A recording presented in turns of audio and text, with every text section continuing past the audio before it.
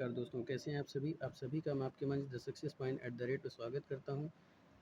तो फटाफट से इस चैनल से जुड़ जाइए दोस्तों। जो आपके दोस्त यार हैं उनसे भी कह दीजिए फटाफट से इस चैनल से जुड़ जाइए, क्योंकि आज का हमारा जो केंद्रीय विषय रहेगा वो होगा बजट पे आधारित महत्वपूर्ण प्रश्न, जो कि अभी तक आप लोग देखते आए हैं। काफ़ी महत्वपूर्ण श्रृंखला द सक्सेस पॉइंट @ आपके बीच में लेकर आता है। काफ़ी महत्वपूर्ण प्रश्नों को आपके बीच में लेकर आता है, जो कि आपके एग्ज़ाम टॉप रिव्यू से काफ़ी इंपॉर्टेंट होते हैं, चाहे वो यूपीएससी हो, यूपीपीएससी हो, समीक्षा अधिकारी का एग्ज़ाम हो, या सहायक समीक्षा अधिकारी का एग्ज़ाम हो, या रेलवे का विभाग का कोई एग्ज़ाम हो, या अदर कॉम्पिटिटिव एग्ज़ाम हो। तो उन सब के लिए काफ़ी महत्वपूर्ण प्रश्नों की श्रृंखला है दोस्तों, काफ़ी महत्वपूर्ण प्रश्न है। तो फटाफट से जुड़ जाइए, चैनल को सब्सक्राइब कर दीजिए, बेल आइकन ऑन कर दीजिए ताकि नोटिफिकेशन मिलती रहे, और ज़्यादा से ज़्यादा लोगों को शेयर करें। वीडियो आपको कैसी लगती है कमेंट में ज़रूर बताएं, और उत्तर ज़रूर दिया करें दोस्तों। चलिए शुरू करते हैं आज की शानदार महत्वपूर्ण प्रश्नों की श्रृंखला का पहला प्रश्न। तो प्यारे दोस्तों, आज का पहला प्रश्न कह रहा है कि निर्मला सीतारमण ने वर्ष 2024 में केंद्रीय बजट पेश किया, उन्होंने ऐसा कितनी बार पेश किया। प्रश्न क्या है कि निर्मला सीतारमण ने वर्ष 2024 में केंद्रीय बजट पेश किया, उन्होंने ऐसा कितनी बार पेश किया है। तो पहला है 5वीं बार, दूसरा 7वीं बार, तीसरा 6ठी बार, और चौथा है चौथी बार। तो फटाफट से कमेंट में उत्तर कीजिए कि सीतारमण ने जो भी केंद्रीय बजट पेश किया 2024-25 में, वो कौन से नंबर का बजट था।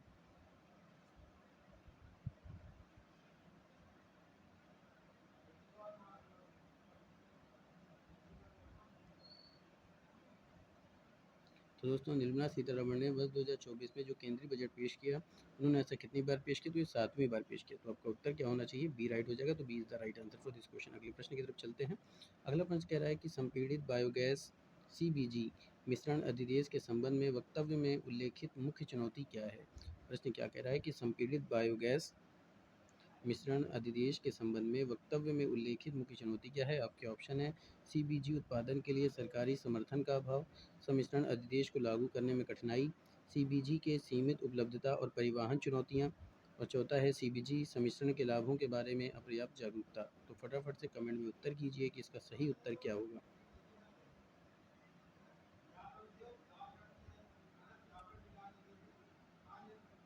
तो फटाफट से कमेंट में उत्तर कीजिए प्यारे दोस्तों कि उत्तर क्या होना चाहिए।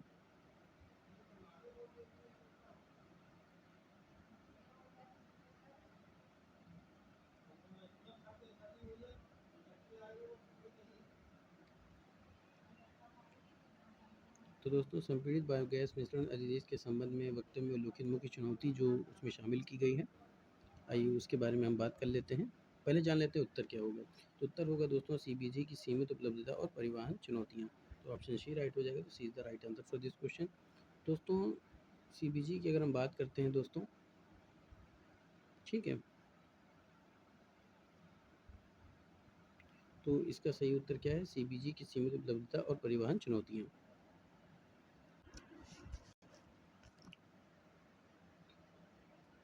तो प्यारे दोस्तों, ये प्रश्न था आपका।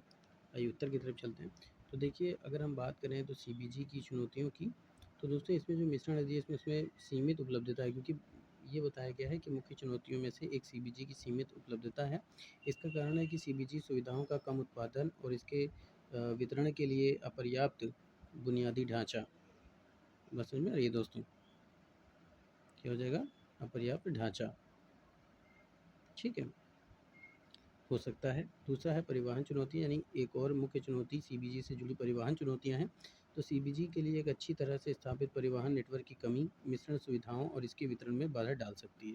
तो ये चुनौतियां सभी सीबीजी मिश्रण अधिदेश के सफल में कर महत्वपूर्ण बाधाएं उत्पन्न करती हैं, क्योंकि ये पारंपरिक ईंधन के साथ सम्मिश्रण के लिए सीबीजी की समग्र आपूर्ति श्रृंखला और उपलब्धता को प्रभावित करती हैं। ठीक है दोस्तों, चलिए आगे चलते हैं। तो सही उत्तर क्या होना चाहिए, सी ऑप्शन राइट होना चाहिए। C is the right answer for this question. अगले प्रश्न की तरफ बढ़ते हैं। अगला प्रश्न पूछ रहा है प्यारे दोस्तों कि खुरपा और मुंह पका रोगों के रोकथाम में निवेश भारत के दुधारू पशुओं की उपज को बेहतर बनाने के लिए किस प्रकार योगदान दे सकता है। प्रश्न क्या है कि खुरपा और मुंह पका रोगों की रोकथाम में निवेश भारत के दुधारू पशुओं की उपज को बेहतर बनाने के लिए किस प्रकार योगदान दे सकता है। आपके ऑप्शन है दुधारू पशुओं की संख्या कम करके, वैश्विक औसत दुधारू पशु उत्पादन में वृद्धि करके, दुधारू पशुओं के लिए चारे की गुणवत्ता बढ़ाकर, और चौथा है दुधारू पशुओं की उत्पादकता को सीमित करने वाले प्रमुख कारक को संबोधित करके। तो फटाफट से कमेंट में उत्तर कीजिए दोस्तों कि कौन सा सही उत्तर होना चाहिए।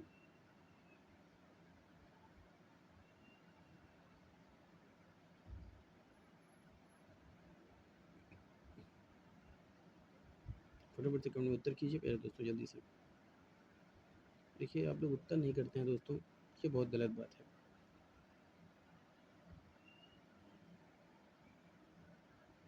देखिए उत्तर करेंगे तो हमको भी अच्छा लगेगा दोस्तों, और हमारा भी मनोबल बढ़ता है कि हम जिस प्रयास में लगे हुए हैं वो काफ़ी सफल हो रहा है। चलिए, तो खुरपा और मुपा रोगों की रोकथाम में निवेश भारत के दुधारू पशुओं की उपज को बेहतर बनाने के लिए किस प्रकार योगदान दे सकता है? तो ये दे सकता है दुधारू पशु उत्पादकता को सीमित करने वाले प्रमुख कारक को संबोधित करके। तो ऑप्शन कौन सा हो जाएगा? डी ऑप्शन राइट हो जाएगा। तो D is the right answer for this question. अगले प्रश्न की तरफ बढ़ते हैं। अगला प्रश्न कह रहा है प्यारे दोस्तों, रोलिंग बजट का क्या महत्व है? प्रश्न क्या है कि रोलिंग बजट का क्या महत्व है?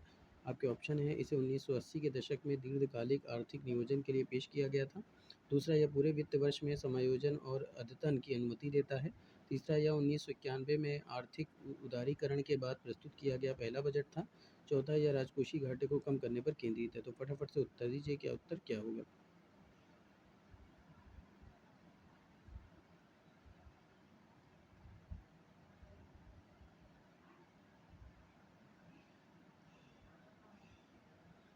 तो प्यारे दोस्तों, अगर हम बात करें कि रोलिंग बजट का क्या महत्व है, तो रोलिंग बजट का महत्व पूरे वित्त वर्ष में समायोजन और अद्यतन की अनुमति देता है।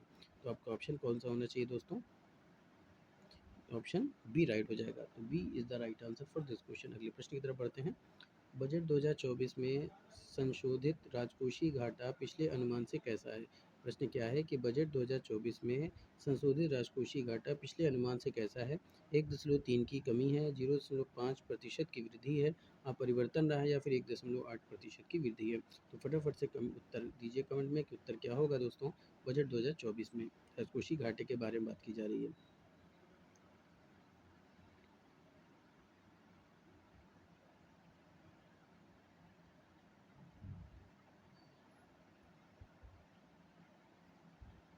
तो दोस्तों, अगर बात की जाए राजकोषीय घाटे की, जो पिछले साल के अनुमान की तुलना में 0.5% की वृद्धि हुई है, बी ऑप्शन राइट हो जाएगा। तो B is the right answer for this question. अगले प्रश्न की तरफ बढ़ते हैं। अगला प्रश्न क्या कह रहे हैं प्यारे दोस्तों कि बजट 2024-25 में कृषि और इससे संबंधित क्षेत्रों के लिए कितनी राशि आवंटित की गई है?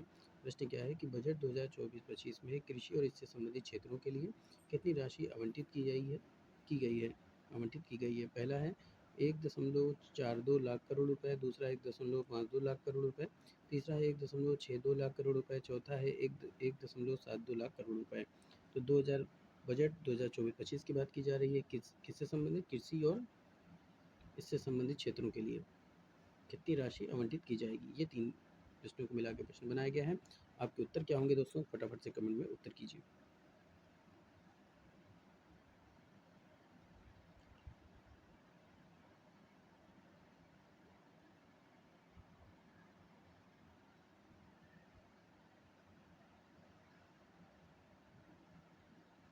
तो दोस्तों, बजट 2024-25 में कृषि और इससे संबंधित क्षेत्रों के लिए जो राशि आवंटित की गई है वो है 1.152 लाख करोड़ रुपए। तो ऑप्शन क्या हो जाएगा? बी राइट हो जाएगा।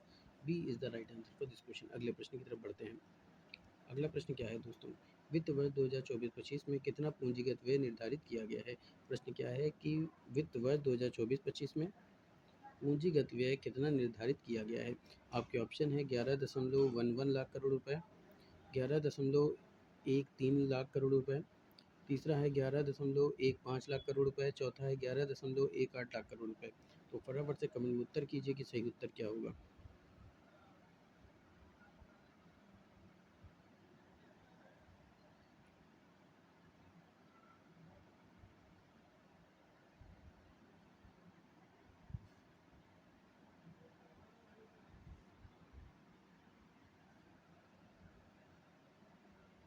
तो दोस्तों, वित्त वर्ष 2024-25 में जितना पूंजीगत व्यय निर्धारित किया गया है वो है 11.11 लाख करोड़ रुपए।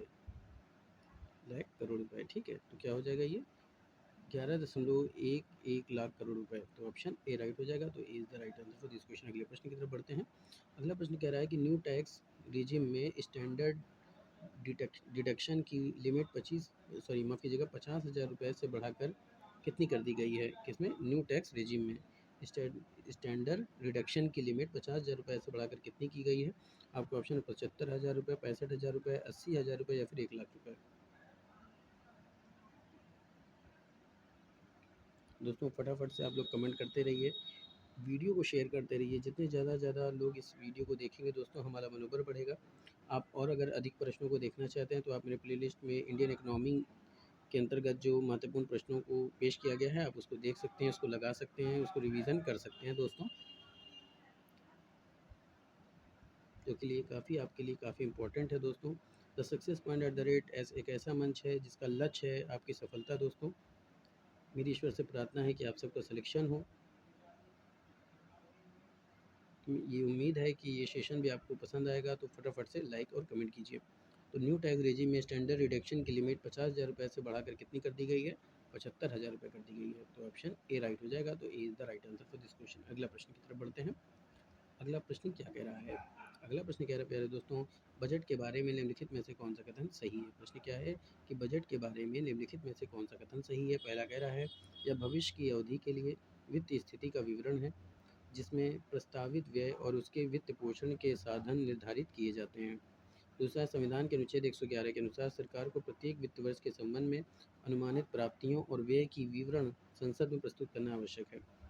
सही कूट का चयन करते हुए सही उत्तर देना है, केवल एक, केवल दो, पहला और दूसरा, या ना तो एक ना तो दो।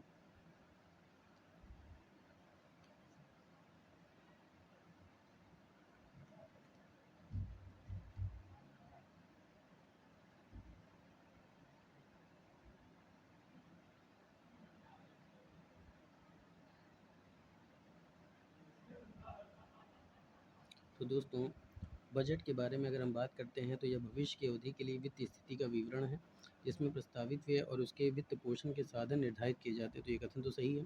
दूसरा कथन कह रहा है कि संविधान के अनुच्छेद 111, दोस्तों ये अनुच्छेद 111 नहीं होगा, अनुच्छेद 112 होगा। ठीक है। अनुसार वित्त वर्ष के संबंध में अनुमानित प्राप्तियों और व्यय की विवरण संसद में प्रस्तुत करना आवश्यक है। तो ये ऑप्शन आपका क्या हो जाएगा? गलत हो जाएगा। तो केवल पहला सही हो जाएगा। तो A is the right answer for this question. अगले प्रश्न की तरफ बढ़ते हैं। अगला प्रश्न क्या कह रहा है कि निम्नलिखित कथन पर विचार करें जो मुद्रा योजना से संबंधित है। पहला क्या कह रहा है?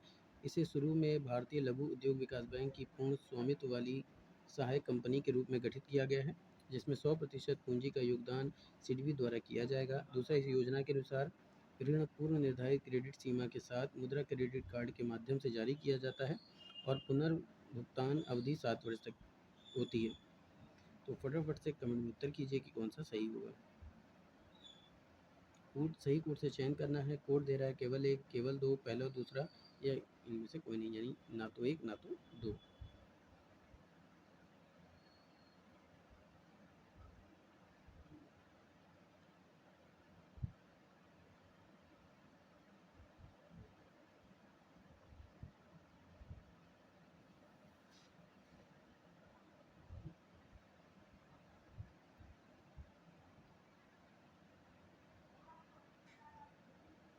तो दोस्तों अगर बात की जाए तो इसे शुरू में भारतीय लघु उद्योग विकास बैंक के पूर्ण स्वामित्व वाली सहायक कंपनी के रूप में गठित किया गया है जिसमें 100% पूंजी का योगदान सिडबी द्वारा किया जाएगा। ये कथन सही है।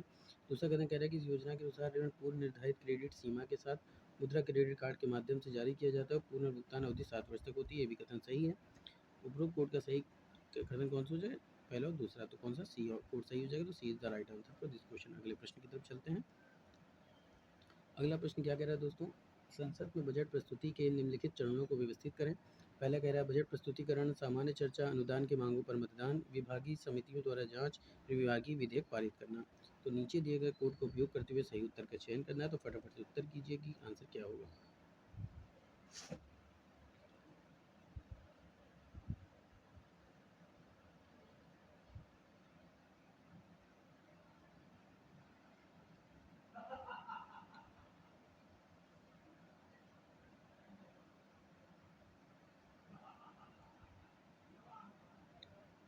तो दोस्तों संसद में बजट प्रस्तुति के निम्नलिखित चरणों को विकसित करना है। तो पहला तो बजट प्रस्तुतिकरण होगा, दूसरा सामान्य चर्चा होगा, और उसके बाद नंबर आएगा दोस्तों विभागीय समितियों द्वारा जांच। उसके बाद आएगा अनुदानों की मांग पर मतदान करना। उसके बाद आएगा विभागीय विधेयक पारित करना। तो आपका ऑप्शन क्या होना चाहिए? 1, 2, 4, 3, 5। ये क्रम अनुसार है। तो कौन सा सही हो जाएगा? पहला राइट हो जाएगा। तो A is the right answer for this question. अगले प्रश्न की तरफ चलते हैं। अगले प्रश्न की तरफ बढ़ने से पहले गुजारिश है दोस्तों कि अगर आप मेरे चैनल पर नए विजिटर हैं तो आप मेरे चैनल को सब्सक्राइब करें, बेल आइकन ऑन कर दीजिए ताकि नोटिफिकेशन मिलती रहे। ज़्यादा से ज़्यादा लोगों को बताने का प्रयास करें कि the success point at the rate बहुत ही महत्वपूर्ण प्रश्नों को प्रोवाइड कराता है। चलिए आगे चलते हैं। अगला प्रश्न क्या कह रहा है कि केंद्रीय बजट 2024-25 में कुल कितना व्यय अनुमानित है। पहला है 32.07 लाख करोड़ रुपए, 48.21 लाख करोड़ रुपए, 25.83 लाख करोड़ रुपए, 15 लाख करोड़ रुपए या फिर 10 लाख करोड़ रुपए। कुल कितना व्यय अनुमानित है।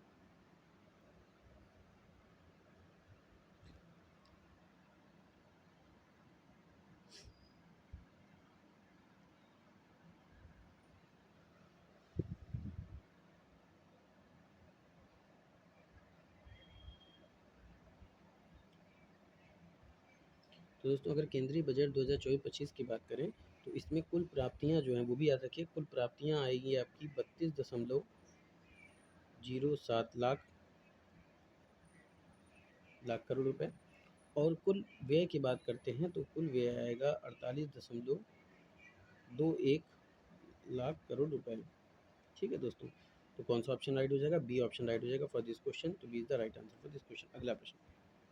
अगला प्रश्न कह रहा है प्यारे दोस्तों, बिजली भंडारण परियोजना के लिए कौन सी नीति तैयार की जानी है। प्रश्न क्या है कि बिजली भंडारण परियोजना के लिए कौन सी नीति तैयार की जानी है। समझ में आ रही है दोस्तों। तो फटाफट से कमेंट में आंसर कीजिए कि सही उत्तर क्या होगा।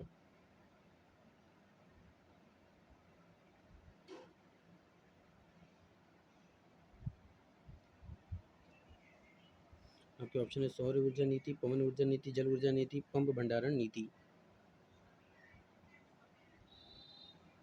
तो दोस्तों बिजली भंडारण परियोजना के लिए कौन सी नीति तैयार की जाएगी, तो वो है पंप भंडारण नीति। तो ऑप्शन डी राइट हो जाएगा। तो D is the right answer for this question. अगला प्रश्न, कौशल विकास के लिए अगले 5 साल में कितने लाख युवाओं को कुशल बनाने का लक्ष्य रखा गया है। प्रश्न क्या है कि कौशल विकास के लिए अगले 5 साल में कितने लाख युवाओं को कुशल बनाने का लक्ष्य रखा गया है। 10 लाख रुपए, 20 लाख, 30 लाख, सॉरी माफ़ कीजिएगा, कुशल बनाने का लक्ष्य रखा गया कितने युवाओं को। 10 लाख, 20 लाख, 30 लाख, 50 लाख।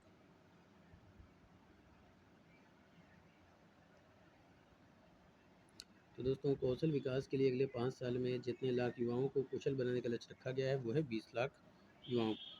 तो ऑप्शन बी राइट हो जाएगा। तो B is the right answer for this question. अगले प्रश्न की तरफ चलते हैं।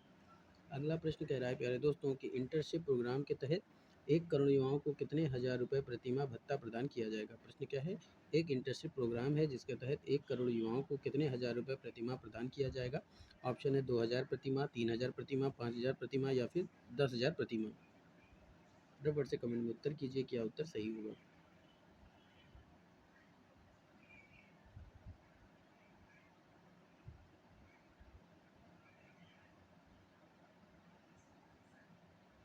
तो दोस्तों अगर बात की जाए इंटर्नशिप प्रोग्राम की, तो इंटर्नशिप प्रोग्राम के तहत 1 करोड़ युवाओं को कितने हज़ार रुपये प्रतिमाह प्रदान किया जाएगा। तो ये 5,000 रुपये प्रतिमाह, यानी हर महीने 5,000 रुपये उनको दिया जाएगा। तो ऑप्शन सी राइट हो जाएगा। तो C is the right answer for this question. अगले प्रश्न की तरफ बढ़ते हैं। अगला प्रश्न बहुत इंपॉर्टेंट, बहुत ही शानदार है दोस्तों। पीएम सूर्य घर मुफ्त बिजली योजना के तहत कितने करोड़ घरों को हर महीने 300 यूनिट बिजली फ्री में दी जाएगी। प्रश्न क्या कह रहा है कि पीएम सूर्य घर मुफ्त बिजली योजना, दोस्तों ये बहुत इंपॉर्टेंट है योजना है, ठीक है, के तहत कितने करोड़ घरों को 300 यूनिट फ्री में दी जाएगी। दोस्तों एक चीज़ और याद रखिएगा, प्रश्न एक बार ये भी प्रश्न पूछ सकता है कि पीएम सूर्य घर बिजली योजना के अंतर्गत 1 करोड़ घरों को हर यूनिट कितने, हर महीने जो है कितनी यूनिट बिजली फ्री दी जाएगी, ये भी प्रश्न बन सकता है दोस्तों। तो याद रखिएगा इसका सही उत्तर क्या है। फिलहाल तो इस प्रश्न का उत्तर दीजिए कि पीएम सूर्य घर मुफ्त बिजली योजना के तहत कितने करोड़ घरों को हर महीने 300 यूनिट बिजली फ्री दी जाएगी। तो ये दी जाएगी दोस्तों 1 करोड़ रुपए। डी ऑप्शन राइट हो जाएगा। D is the right answer for this question.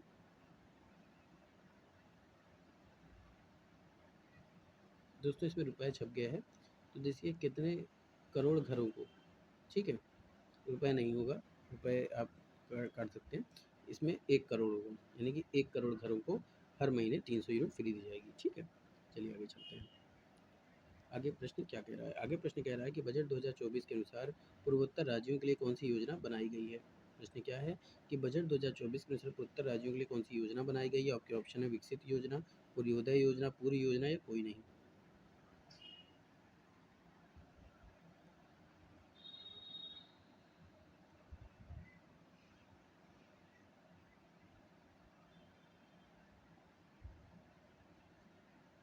तो दोस्तों बजट 2024 के अनुसार पूर्वोत्तर राज्यों के लिए जो योजना बनाई गई है उसका नाम है पूर्वोत्तर योजना, पूर्वोदय योजना। पूर्वोत्तर राज्यों के लिए कौन सी योजना बनाई गई है? पूर्वोदय योजना। ये ऑप्शन क्या हो जाएगा? बी राइट हो जाएगा। तो B is the right answer for this question. अगले प्रश्न की तरफ चलते हैं। बजट 2024 के अनुसार किस राज्य में महाबोधि विष्णुपद कॉरिडोर विकास होगा? प्रश्न क्या है? बजट 2024 के अनुसार किस राज्य में महाबोधि और विष्णुपद कॉरिडोर का विकास होगा? आपके ऑप्शन है बिहार, आंध्र प्रदेश, मध्य प्रदेश, उत्तराखंड। दोस्तों ये इम्पॉर्टेंट है, ये इम्पॉर्टेंट है दोस्तों, याद रखिएगा, इम्पॉर्टेंट है, वेरी इंपॉर्टेंट क्वेश्चन है ये। तो अगर हम बात करें तो केंद्रीय बजट 2024-25 में बिहार के गया में, कहाँ दोस्तों? ये भी याद रखिएगा, बिहार के गया में विष्णुपद मंदिर और बोधगया में महाबोधि मंदिर, यानी कि बिहार में एक गया स्थान है जिसमें विष्णुपद मंदिर, यानी विष्णुपद मंदिर कहाँ स्थित है? ये गया में स्थित है। और महाबोधि मंदिर कहाँ स्थित? बोधगया में स्थित है। तो इन दोनों ही जगह के लिए गलियारा परियोजना को विकसित करने की योजना को खुलासा किया गया है।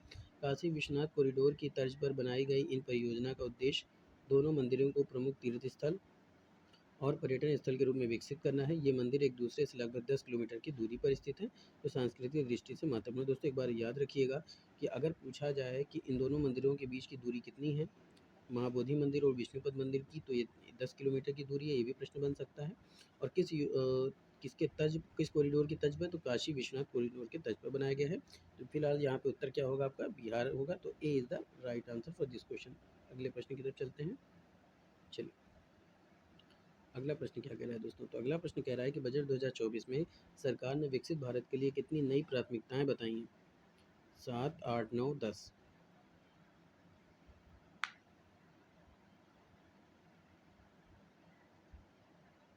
तो दोस्तों बजट 2024 में सरकार ने विकसित भारत के लिए जितनी नई प्राथमिकताएं बताई हैं वो है 9।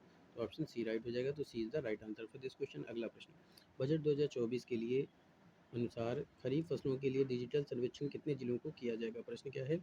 बजट 2024 के लिए खरीफ फसलों के लिए डिजिटल सर्वेक्षण कितने जिलों को किया जाएगा? 300 जिले, 400 जिले, 500 जिले या 200 जिले? तो दोस्तों बजट 2024 के अनुसार खरीफ फसलों के लिए डिजिटल सर्वेक्षण जितने जिलों का किया जाएगा वो है 400 जिले। तो ऑप्शन बी राइट हो जाएगा। तो B is the right answer for this question. अगला प्रश्न, बजट 2024 के अनुसार बच्चों के लिए कौन सी एक योजना शुरू की जाएगी? प्रश्न क्या है? बजट 2024 के अनुसार बच्चों के लिए कौन सी एक योजना शुरू की जाएगी? ऑप्शन है एनपीएस शिशु योजना, एनपीएस वात्सल्य योजना, एनपीएस लाडला योजना या इनमें से कोई नहीं। दोस्तों ये भी इम्पोर्टेंट है, भी याद रखिएगा। तो दोस्तों बजट 2024 के अनुसार बच्चों के लिए जो योजना शुरू की जाएगी वो है एनपीएस वात्सल्य योजना। तो B is the right answer for this question. बात समझ में आ रही है? चलिए आगे चलते हैं। अगला प्रश्न कह रहा है दोस्तों, वित्त वर्ष 2024-25 के लिए अंतरिम बजट में राजकोषीय घाटे का लक्ष्य क्या रखा गया है? सकल घरेलू उत्पाद का 3.5%, सकल घरेलू उत्पाद का 4.5%, सकल घरेलू उत्पाद का 5.1%, सकल घरेलू उत्पाद का 6.0%।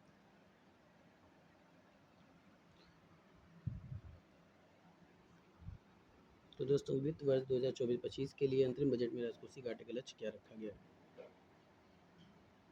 तो अंतरिम बजट में राजकोषीय घाटे का लक्ष्य जो वित्त वर्ष 2024-25 में रखा गया है वो सकल घरेलू उत्पाद का 5.1% है। C is the right answer for this question. अगले प्रश्न की तरफ चलते हैं। अगला प्रश्न क्या कह रहा है? तो प्यारे दोस्तों अगला प्रश्न कह रहा है कि अंतरिम बजट 2024-25 में आयकर स्लैब या दरों की क्या स्थिति है? बढ़ी हुई दरें, घटी हुई दरें, कोई बदलाव नहीं या समाप्त कर दिया गया? अंतरिम बजट 2024-25 में आयकर स्लैब या दरों की स्थिति क्या है? तो दोस्तों अंतरिम बजट 2024-25 में आयकर स्लैब या दरों की स्थिति घटी हुई दरें हैं। तो ऑप्शन बी राइट हो जाएगा। तो B is the right answer for this question. अगला प्रश्न, पूर्वोत्तर राज्यों में इंडिया पोस्ट पेमेंट बैंक से कितनी शाखाएं स्थापित की जाएंगी? आपके ऑप्शन है 50 से अधिक, 100 से अधिक, 150 से अधिक या 200 से अधिक। पूर्वोत्तर राज्यों में इंडिया पोस्ट पेमेंट बैंक से कितनी शाखाएं स्थापित की जाएंगी? पूर्वोत्तर राज्यों में इंडिया पोस्ट पेमेंट बैंक से कितनी शाखाएं स्थापित की जाएंगी? तो ये 100 से अधिक की जाएगी। तो ऑप्शन बी राइट हो जाएगा। तो B is the right answer for this question. तो प्यारे दोस्तों ये था, क्या आंसर हो जाएगा? 100 से अधिक। चलिए आगे प्रश्न की तरफ बढ़ते हैं। अगला और लास्ट प्रश्न क्या पूछ रहा है? बहुत ही इंपॉर्टेंट, बहुत ही लाजवाब प्रश्नों की श्रृंखला चल रही है प्यारे दोस्तों, उसके तहत आप लोग ज़्यादा से ज़्यादा वीडियो को शेयर कर सकते हैं। चलिए शुरू करते हैं आज का लास्ट प्रश्न। कौन सा दस्तावेज किसी विशेष वित्त वर्ष के लिए सरकार की अनुमानित प्राप्तियों और व्यय को रेखांकित करता है? आपके ऑप्शन है आर्थिक सर्वेक्षण, वार्षिक वित्तीय विवरण, वित्त विधेयक या मौद्रिक नीति। फट से कमेंट में उत्तर कीजिए कि कौन सा दस्तावेज है जो किसी विशेष वित्त वर्ष के लिए सरकार की अनुमानित प्राप्तियों और व्यय को रेखांकित करता है।